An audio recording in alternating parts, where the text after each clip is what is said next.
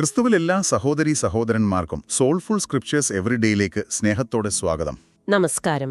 നമ്മളിന്ന് ഒരുമിച്ച് ചിന്തിക്കാൻ പോകുന്നത് ഉൽപ്പത്തി പുസ്തകം 27-ാം അധ്യായത്തെക്കുറിച്ചാണ്. അതെ, വളരെ മനസ്സിൽ തട്ടുന്ന ഒരുപാട് പാഠങ്ങളുള്ള ഒരു ഭാഗം. തീർച്ചയായും. കുടുംബ ബന്ധങ്ങള്, പിന്നെ ഈ വഞ്ചന, അനുഗ്രഹം, അങ്ങനെ പല കാര്യങ്ങളും ഇതിൽ കടന്നു വരുന്നുണ്ട്. നമുക്കതിൻ്റെ ആഴങ്ങളിലേക്കൊന്നിറങ്ങിച്ചെല്ലാം അല്ലേ? അതെ, തീർച്ചയായും. അപ്പോ നമുക്ക് പശ്ചാത്തലത്തിൽ നിന്ന് തന്നെ തുടങ്ങാം. ഇസ്ഹാക്ക് പ്രായമായല്ലേ? നന്നായി പ്രായമായി. കണ്ണിന് കാഴ്ചയൊക്കെ ഏതാണ്ട് പൂർണ്ണമായി നഷ്ടപ്പെട്ടു. ആ ഒരു അവസ്ഥയിൽ അദ്ദേഹത്തിനൊരു ആഗ്രഹം, തന്റെ മരണത്തിന് മുമ്പായിട്ട് മൂത്ത മകനായ ഏശാവിനെ ഒന്ന് അനുഗ്രഹിക്കണം. അതെ, പക്ഷെ അതിനൊരു നിബന്ധന വെച്ചു. തനിക്ക് ഏറ്റവും ഇഷ്ടപ്പെട്ട ഒരു വിഭവം, അതായത് വേട്ടയാടി കൊണ്ടുവരുന്ന ഇറച്ചി കൊണ്ട് ഒരു ഭക്ഷണമുണ്ടാക്കി തന്നാൽ അനുഗ്രഹിക്കാമെന്ന്. ഏശാവിന് അത് ഇഷ്ടവുമായിരുന്നു, വേട്ടയാടല്. മതിയെ, ഏശാവ് അതിൽ സമർത്ഥനായിരുന്നു. അപ്പോ ഏശാവ് സന്തോഷത്തോടെ അത് ചെയ്യാനായിട്ട് പോയി. പക്ഷേ അവിടെയാണ് കഥയിലൊരു ട്വിസ്റ്റ് വരുന്നതല്ലേ? റിബെക്ക ഈ സംഭാഷണം ഒളിഞ്ഞുനിന്ന് കേൾക്കുന്നുണ്ടായിരുന്നു. അവർക്ക് പക്ഷേ ഇളയ മകനായ യാക്കോബിനോടായിരുന്നു ഒരു പ്രത്യേക സ്നേഹം, ഒരു പക്ഷപാതം എന്ന് തന്നെ പറയാം. അതെ, അപ്പോ റിബെക്ക തീരുമാനിച്ചു, ഈ അനുഗ്രഹം ഏശാവിന് കിട്ടേണ്ട, അത് യാക്കോബിന് തന്നെ കിട്ടണം. അതിനായിട്ടൊരു പ്ലാൻ ഉണ്ടാക്കി. യാക്കോബിനോട് പറഞ്ഞു, വേഗം പോയി 2 നല്ല കോലാട്ടിൻ കുട്ടികളെ കൊണ്ടുവരാൻ. എന്നിട്ട് ഈസ്ഹാക്കിനെ ഇഷ്ടപ്പെടുന്ന രീതിയിലൊരു ഭക്ഷണം ഉണ്ടാക്കാമെന്ന് വാഗ്ദാനം ചെയ്തു. യാക്കോബിന് ശരിക്കും ഇതിൽ പേടിയുണ്ടായിരുന്നു അല്ലേ? നല്ല പേടി. കാരണം ഏശാവ് രോമമുള്ള ആളാണ്, താനാണെങ്കിൽ രോമമില്ലാത്ത ആളും. അപ്പോ അപ്പൻ തൊട്ടുനോക്കിയാൽ മനസ്സിലാവും ഇത് ഏശാവല്ല, യാക്കോബാണെന്ന്. അപ്പൊ അനുഗ്രഹത്തിന് പകരം ഒരു ശാപം കിട്ടുമോന്നായിരുന്നു യാക്കോബിന്റെ പേടി. പക്ഷേ റിബേക്കയുടെ ആ ഒരു ഉറപ്പ് ഭയങ്കര ഉറപ്പായിരുന്നു. മകനെ, നിന്റെ ശാപം എന്റെ മേൽ വരട്ടെ, നീ ഞാൻ പറയുന്നത് കേട്ടാ മതി എന്ന് പറഞ്ഞു. ആ ഉത്തരവാദിത്വം അവർ ഏറ്റെടുത്തു. എന്നിട്ട് ആ വഞ്ചനയ്ക്കുള്ള ഒരുക്കങ്ങൾ തുടങ്ങി. ഏശാവിന്റെ നല്ല വസ്ത്രങ്ങൾ യാക്കോബിനെ ധരിപ്പിച്ചു. കൈകളിലും കഴുത്തിലുമൊക്കെ ആ മൃദുവായ ഭാഗത്ത് കോലാട്ടിൻ തോല് വെച്ചുകൊടുത്തു, രോമമുള്ളതുപോലെ തോന്നിക്കാൻ വേണ്ടി. അതെ, എന്നിട്ട് ആ തയ്യാറാക്കിയ ഭക്ഷണവും യാക്കോബിന്റെ കയ്യിൽ കൊടുത്തുവിട്ടു. ആ രംഗം, യാക്കോബ് അന്ധനായ പിതാവിന്റെ അടുത്തേക്ക് ചെല്ലുന്നത്, വല്ലാത്തൊരു പിരിമുറുക്കമുണ്ടതിന്. ശരിക്കും യാക്കോബ് ചെന്ന് എന്റെ അപ്പ എന്ന് വിളിക്കുന്നു. ഇസ്ഹാക്കിനപ്പൊ തന്നെ ഒരു സംശയം, നീ ആരു മകനേ? അതെ, ആ ശബ്ദത്തിലൊരു വ്യത്യാസം തോന്നിയിരിക്കണം. യാക്കോബ് ആദ്യത്തെ നുണ പറയുന്നു, ഞാൻ നിന്റെ ആദ്യജാതൻ ഏശാവ്, അപ്പൻ പറഞ്ഞതുപോലെ ഞാൻ ചെയ്തിരിക്കുന്നു. ഇസ്ഹാക്കിന് പക്ഷെ വീണ്ടും സംശയം, നീ ഇത്ര പെട്ടെന്ന് എങ്ങനെ കണ്ടെത്തി മകനെ? വേട്ടയാടാൻ പോയ ആൾ ഇത്ര വേഗം തിരിച്ചെത്തില്ലല്ലോ. അവിടെയാണ് യാക്കോബ് ഒരു വലിയ തെറ്റ് ചെയ്യുന്നത് അല്ലേ? ദൈവനാമം ദുരുപയോഗം ചെയ്യുന്നു. അതെ, നിന്റെ ദൈവമായ യഹോവ എന്റെ നേർക്ക് വരുത്തി തന്നതുകൊണ്ട് എന്ന് പറഞ്ഞു. ദൈവത്തെ കൂട്ടുപിടിച്ചൊരു നുണ പറയുകയാണ്. ഇത് കേട്ട് ഇസ്ഹാക്ക് പറയുന്നു, എന്നാൽ അടുത്തുവരിക, ഞാൻ നിന്നെ ഒന്ന് തൊട്ടു നോക്കട്ടെ, നീ എന്റെ മകൻ ഏശാവ് തന്നെയോ എന്നറിയട്ടെ. അവിടെയാണ് റിബേക്കയുടെ പ്ലാൻ വർക്ക് ചെയ്യുന്നത്. ഇസ്ഹാക്ക് തൊട്ടു നോക്കുമ്പോ ശബ്ദം യാക്കോബിന്റെ ശബ്ദം, കൈകളോ ഏശാവിന്റെ കൈകൾ തന്നെ എന്ന് പറയുന്നു. ആ വസ്ത്രത്തിന്റെ ഗന്ധവും ആ തോലിന്റെ സ്പർശനവുമൊക്കെ ഒരു കൺഫ്യൂഷൻ ഉണ്ടാക്കി. എന്നാലും പൂർണ്ണമായി വിശ്വാസം വന്നില്ല. അതുകൊണ്ട് ഒന്നുകൂടി ചോദിച്ചു, നീ എന്റെ മകൻ ഏശാവ് തന്നെയോ? യാക്കോബ് ഒരു മടിയും കൂടാതെ പറഞ്ഞു, ഞാൻ തന്നെ.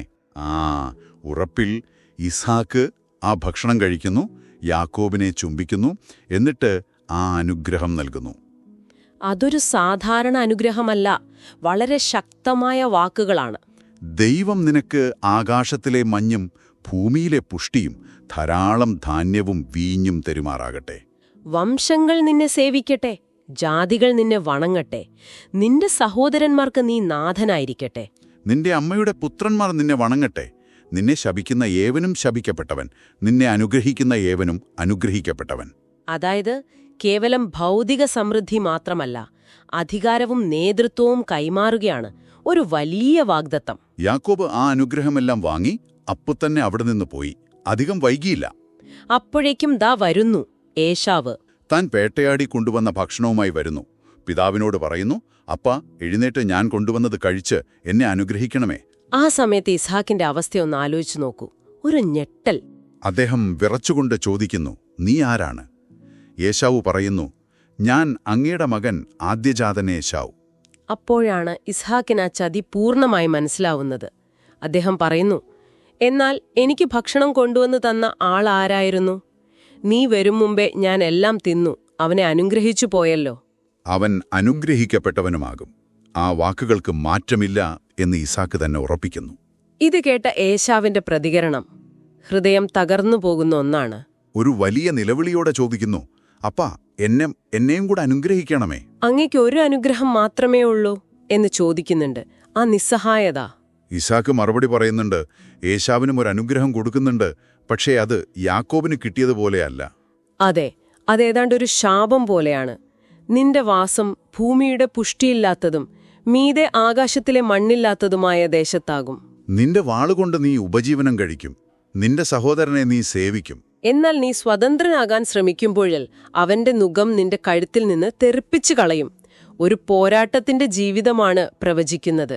ഈ സംഭവത്തിൽ നിന്ന് നമുക്കൊരുപാട് കാര്യങ്ങൾ പഠിക്കാനുണ്ടല്ലേ. ആദ്യത്തത് ഈ മാതാപിതാക്കളുടെ പക്ഷപാതം. തീർച്ചയായും. ഇസ്ഹാക്കിന് ഏശാവിനോടുള്ള ഇഷ്ടം, റിബേക്കക്ക് യാക്കോബിനോടുള്ള ഇഷ്ടം, ഇത് കുടുംബത്തിലുണ്ടാക്കിയ പ്രശ്നങ്ങൾ ചെറുതല്ല. ഒരു കുട്ടിയോട് കൂടുതൽ ഇഷ്ടം കാണിക്കുന്നത് മറ്റേ കുട്ടിയെ എത്ര വേദനിപ്പിക്കും, അത് കുടുംബത്തിൽ എത്ര വലിയ ഭിന്നതയുണ്ടാക്കും എന്നതിന് ഇതിലും വലിയ ഉദാഹരണമില്ല. ഇന്നത്തെ കാലത്തും ഇത് പ്രസക്തമാണ്. എല്ലാ മക്കളെയും തുല്യരായി കാണേണ്ടതിന്റെ, പ്രോത്സാഹിപ്പിക്കേണ്ടതിന്റെ പ്രാധാന്യം ഇത് നമ്മളെ ഓർമ്മിപ്പിക്കുന്നു. രണ്ടാമത്തെ കാര്യം, ഈ വഞ്ചനയുടെയും കുറുക്കുവഴികളുടെയും അപകടം. അതെ, റിബേക്കയും യാക്കോബും ലക്ഷ്യം വെച്ചത് അനുഗ്രഹമാണ്. ഒരുപക്ഷെ യാക്കോബിന് ദൈവം വാഗ്ദാനം ചെയ്തതാണെന്ന് റിബേക്ക വിശ്വസിച്ചിട്ടുണ്ടാവാം. കാരണം നേരത്തെ ഒരു വെളിപാട് കിട്ടിയിരുന്നല്ലോ, മൂത്തവൻ ഇളയവനെ സേവിക്കുമെന്ന്. പക്ഷേ അതിനുവേണ്ടി തെരഞ്ഞെടുത്ത വഴി അത് തെറ്റായിരുന്നു. നുണ, വഞ്ചന, ദൈവനാമം ദുരുപയോഗം ചെയ്യൽ. അതിന്റെ ഫലം എന്തായിരുന്നു? യാക്കോബിന് അനുഗ്രഹം കിട്ടി, പക്ഷെ സമാധാനം കിട്ടിയോ? ഇല്ല.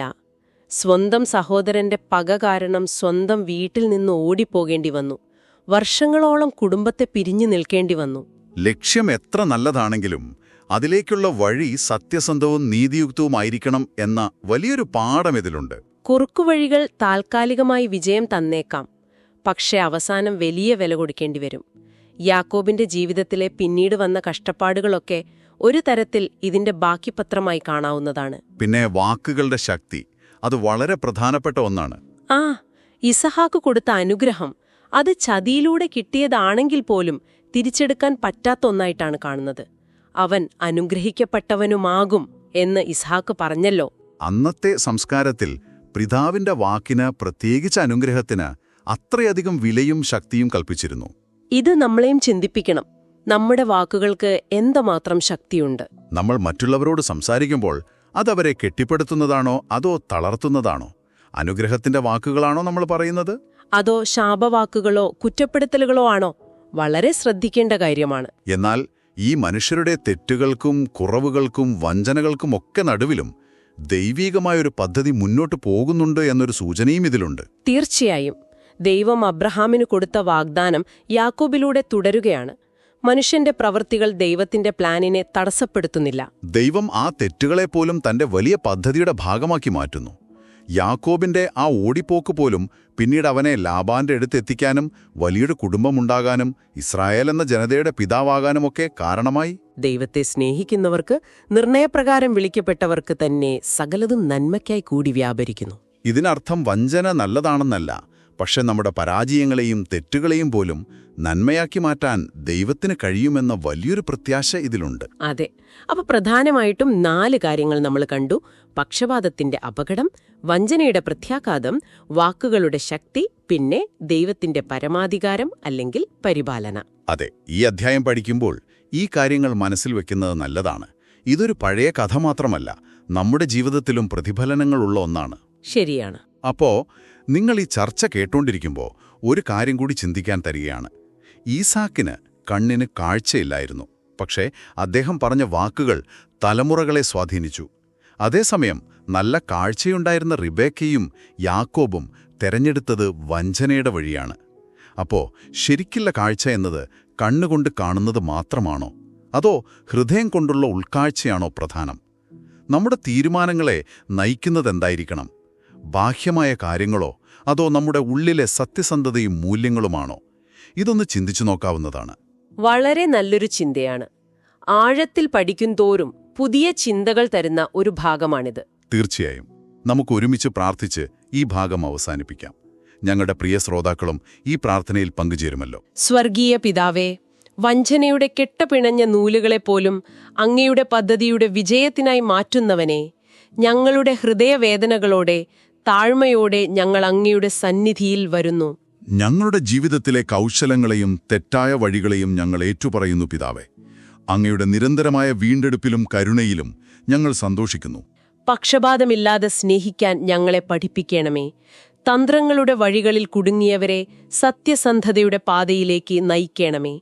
ഞങ്ങളുടെ വാക്കുകൾ കൊണ്ട് മറ്റുള്ളവരെ മുറിവേൽപ്പിക്കാതെ അവരെ അനുഗ്രഹിക്കുവാനും പണിയുവാനും ഞങ്ങളെ പ്രാപ്തരാക്കണമേ. ജീവിതത്തിലെ പ്രതിസന്ധികളിൽ അങ്ങയുടെ വലിയ പദ്ധതിയിൽ ആശ്രയിക്കുവാനും വിശ്വാസത്തോടെ മുന്നോട്ടു പോകുവാനും ഞങ്ങൾക്ക് ശക്തി നൽകണമേ. ക്രിസ്തുവേശുവിന്റെ നാമത്തിൽ ഞങ്ങൾ പ്രാർത്ഥിക്കുന്നു. ആമേൻ. ആമേൻ. സോൾഫുൾ സ്ക്രിപ്ചേഴ്സ് എവറിഡേയുടെ ഈ ബൈബിൾ പഠന പരമ്പര എല്ലാ ഞായറാഴ്ചകളിലുമാണ് നിങ്ങൾക്കായി ഞങ്ങൾ ഒരുക്കുന്നത്. അപ്പോ അടുത്ത ആഴ്ച പുതിയൊരു ദൈവവചന ചിന്തയുമായി നമുക്ക് വീണ്ടും കാണാം. അതുവരെ എല്ലാവർക്കും സർവശക്തനായ ദൈവത്തിന്റെ കൃപയും സമാധാനവും നേരുന്നു. ദൈവം നിങ്ങളെ ഓരോരുത്തരെയും സമൃദ്ധമായി അനുഗ്രഹിക്കട്ടെ.